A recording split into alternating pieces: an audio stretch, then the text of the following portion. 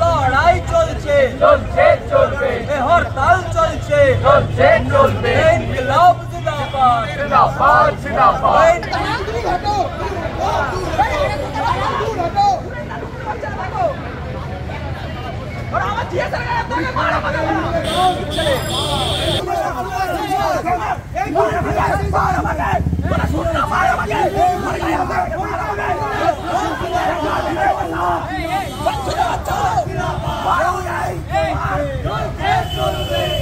আমার বাংলা ছেলে না আরে ওর ব্যাপার ওকে মিটে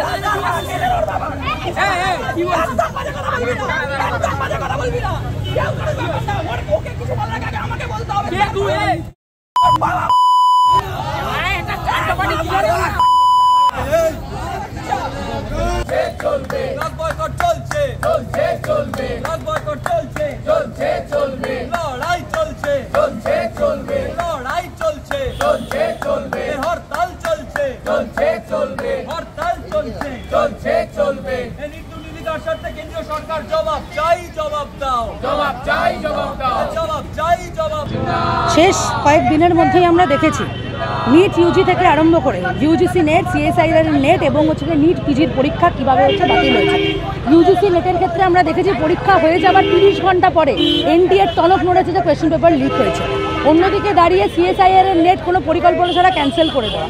নিট ইউজির পরীক্ষা, এই যে পরীক্ষায় দুর্নীতিগুলো, একটা সেন্টার উড়িষ্যায় থাকে, তামিলনাড়ুতে থাকে, কেরলে থাকে, বাংলায় থাকে, তার নাকি প্রায়োরিটি সেন্টার হচ্ছে একটাই সেন্টার, সেটা হচ্ছে হরিয়ানার সেন্টার।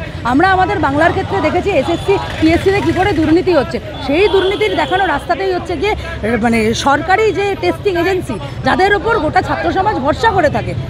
ইউজিসি নেটে 30 ঘন্টা পরে মনে হয়েছে প্রশ্নপত্র ফাঁস হয়েছে। যে ছাত্রছাত্রীগুলো 6 মাস পরে, 1 বছর পরে, 2 বছর পরে তারা যখন পরীক্ষাটা দিল, তাহলে সেই পরীক্ষার কোনো মূল্য নেই।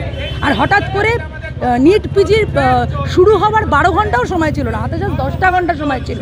ডাক্তাররা যারা স্পেশালাইজেশন করবে বলে নিট পিজির পরীক্ষা দিচ্ছিল তারা পৌঁছে গেছে সেন্টারে। কলকাতার ছাত্র নীলরতন সরকারে পরে সিট পড়েছে বাঁকুড়া, পৌঁছে গেছে। তখন হঠাৎ করে তাদের মনে হলো যে প্রিকশনারি মেজার্সের জন্য পরীক্ষা ক্যান্সেল হয়েছে। কিসের প্রিকশন? সরকার অপদার্থ, টেস্টিং এজেন্সি অপদার্থ, ওই জন্য এই প্রিকশনগুলো আগে নেয়নি। পরীক্ষার 12 ঘন্টা আগে প্রিকশনের কথা মনে পড়েছে।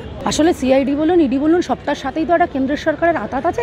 ওই সবটাই হচ্ছে কি লোক দেখানো। দিনের পর দিন যখন 18 সালে কলকাতা বিশ্ববিদ্যালয়ে চয়েস বেসড ক্রেডিট সিস্টেম লাগু হচ্ছে, সিবিসিএস লাগু হচ্ছে, আমরা সেই সংগঠন এই গেটের সামনে, এই ট্রাম লাইনে আমরা আন্দোলন করে বলেছিলাম যে সিবিসিএস লাগু করার মতো পরিকাঠামো পশ্চিমবাংলার শিক্ষা ব্যবস্থায়, এই রাজ্যের শিক্ষা ব্যবস্থায়, দেশের শিক্ষা ব্যবস্থায় নেই। তারপরে 19 সালে জাতীয় শিক্ষানীতিকে ড্রাফট করে আনা হলো। তারপরে কোভিডের সময় কোনো শিক্ষা স্টেক হোল্ডারের সাথে কথা না বলে সেটাকে পাশ করানো হলো। আজকের দিনে দাঁড়িয়ে কর্পোরেটের হাতে সস্তার শ্রমিক হচ্ছে তুলে দিতে চাইছে যারা, তাদের বিরুদ্ধে আজকে আমাদের আন্দোলন। সামগ্রিকভাবে গোটা দেশে যখন আমরা কেন্দ্রের সরকারের বিরুদ্ধে আন্দোলন করছি, আজকেই হচ্ছে কিছুক্ষণ আগে, ঘন্টা দুয়েক আগে কুচবিহারে যখন স্কুল গেটে পিকেটিং চলছে, আমাদের কুচবিহারের ছাত্রছাত্রীদের উপর তৃণমূল আক্রমণ করেছে, এনইপির বিরুদ্ধে কথা বলছে, স্কুল শিক্ষার বিরুদ্ধে কথা বলছে। তাহলে যখন জাতীয় শিক্ষানীতির বিরোধিতা করেন বলে এই রাজ্যের মাননীয় দাবি করেন, তাহলে কেন কেন্দ্রের সরকারের বিরুদ্ধে কথা বললে এদের গায়ে এত জ্বালা ধরে? দিনের পর দিন তৃণমূল বিজেপির নেক্সাস ঠিক এইভাবেই হচ্ছে গিয়ে স্পষ্ট। আমার নাম বর্ণনা মুখার্জি, বেসবাই কলকাতা জেলা কমিটির সভাপতি। ন্যাড়া বেলতলায় সবসময় একবার যায়, এনটিএকে 2বার করে বেলতলায় পাঠিয়েছে। আবার নতুন করে নেট এবং নিট পরীক্ষার দায়িত্ব দেওয়া হয়েছে এনটিএকে।